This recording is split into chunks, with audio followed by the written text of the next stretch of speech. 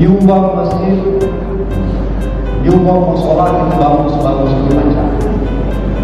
Penting bagi kita masjid musola. Masjid musola bagus, puji Ustaz itu sini kan rumah kita tinggi sempurna akan dibangun Islam. Tetapi ada yang lebih penting lagi, memperhatikan masyarakat miskin, anak yatim yang berada di sekitar itu.